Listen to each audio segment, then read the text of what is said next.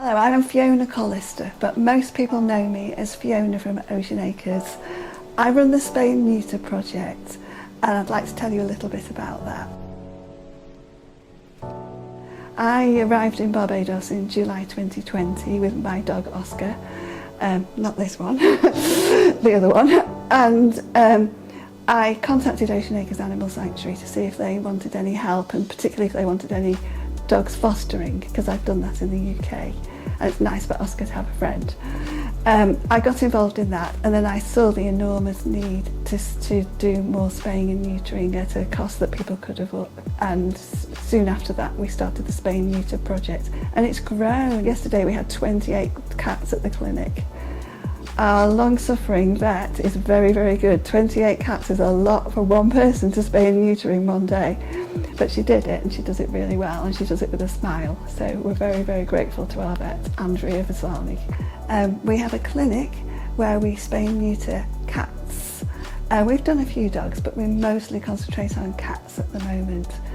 I don't know whether you know, but there are a lot of unwanted wild feral cats in Barbados, and if they're not spayed and neutered they multiply very quickly. A cat's pregnancy only lasts 5.5 weeks, and then as soon as they finish feeding the kittens they can get pregnant again straight away. So they're very, very, very efficient breeders, and it's a shame for the cats if nobody wants them and nobody feeds them and they get sick and nobody takes them to the vets. So we're trying to help to control the numbers so that all the cats born in Barbados ultimately will be loved and wanted. So that's why we do what we do. We have a clinic and we move around to different locations, as a lot of our clients don't have transportation. So we find it's better to go to them rather than them have to come to us. And we have clinics in Christchurch, St John, St James and St Philip at the moment, but we'd really like to branch out, especially into St Michael, because it's such a busy parish, lots of people live there, and we've been looking for premises there. We're all volunteers, even the vet is a volunteer, and we don't have any premises that we have to overheads for, so we're able to charge just what it costs. So we charge $50 for a female spay. Male cats are free of charge, and even better than that, we've got a special offer at the moment. If you bring a male cat, you get $10 knocked off the price of a female cat. So your male and your female cat cost $40 in total. If you bring 5 male cats with your female cat, all 6 cats are free. We reckon that's a good deal. And the reason that we do that is because we find that people are more reluctant to bring their male cats to be neutered, because they don't want their female cats to get pregnant, so that's a priority, but they don't think about the male cats.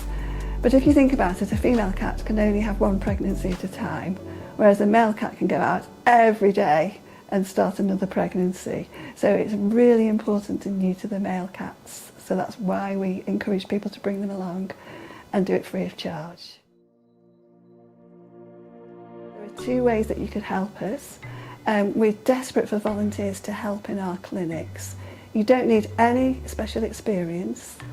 You don't even need to like cats, because we have lots of jobs behind the scenes which don't involve touching cats. But if you do like cats, that's good too. We have another really exciting role, and we have somebody to do the intakes, which means when people bring their cats they have to fill in a consent form for the surgery, and obviously that needs to be, people need to be helped with that and supervised.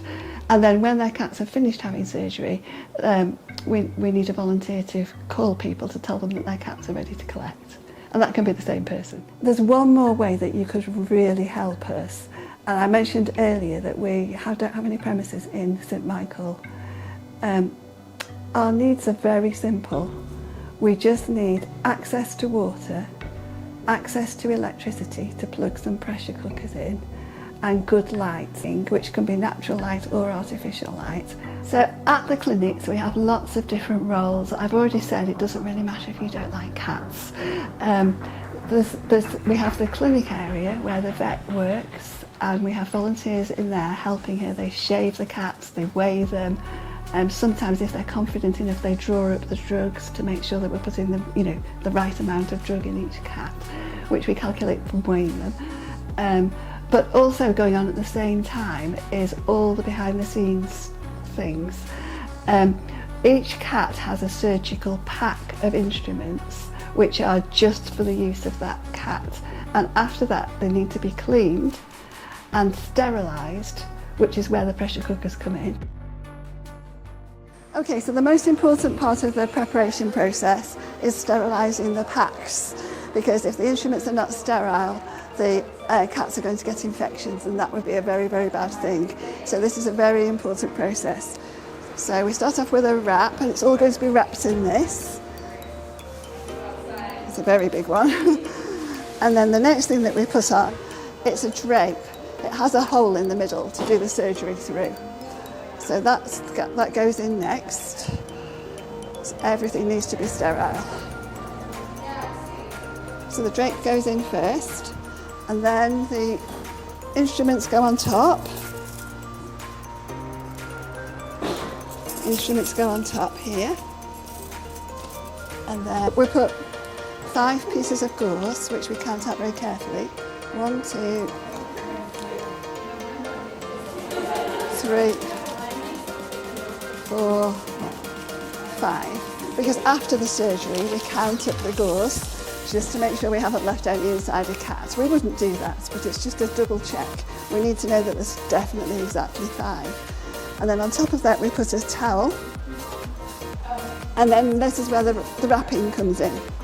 So we go from the corners as tight as we can, and we do this with it, so that when the vet opens the packet, she just has to touch the outside of the fabric, not the inside of the fabric, because the inside of the fabric will be sterile.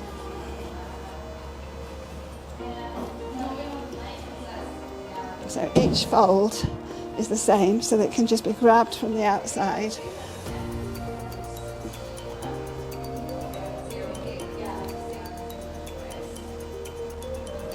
And then we fasten that with masking tape to stop it coming apart.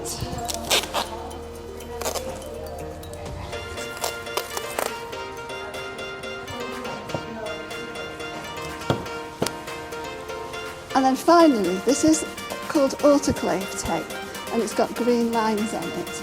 We get a small piece of that and stick that to the outside of the packet, because when they go in the pressure cooker to sterilise, this will turn black. And if it turns black, we know that it's sterilised. If it's still green, it hasn't been sterilised and it needs to go in again. And then we will put it in a pressure cooker, and the pressure cooker will do its job. So if you're thinking about bringing your cat, the minimum age is 3.5 months, provided they weigh at least 1 kilogram. If they're super skinny, you need to keep them a little bit longer before you bring them, just for safety reasons. And there's not really any upper age limit. Volunteers can be any age. Thank you for listening to me. I'd just like to encourage everybody to be really kind to your animals, and please get them spayed and neutered. You really don't need to feed another 8 kittens or another 10 puppies. Please contact me if you'd like to book a spay or neuter appointment, or if you'd like to volunteer at one of our clinics, or you can help in any other way. My WhatsApp number is 822 9501. Please send me a message and I will reply to you the same day, I promise. Thank you for listening.